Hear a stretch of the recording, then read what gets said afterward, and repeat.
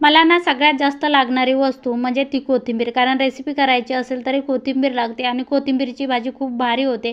पण ती हप्ताभर कशी टिकायची या उन्हाळ्यामध्ये हाच प्रश्न असतो. बऱ्याच ताईकडे फ्रीज वगैरे नसतं. तर ना मी पहिल्याने पण एक व्हिडिओ टाकलेला आहे, फ्रीज नसलं तर कोथिंबीर कशात ठेवायची. पाहिली नसेल तर नक्कीच पहा. तर आता ना कोथिंबीर कशी ठेवायची फ्रीजशिवाय हे दाखवते. परत एकदा दुसरा व्हिडिओ आहे हा. तर कोथिंबीर छान कापून घ्यायची, निसून घ्यायची आणि स्वच्छ 2-3 पाण्याने धुवून घ्यायची कोथिंबीर.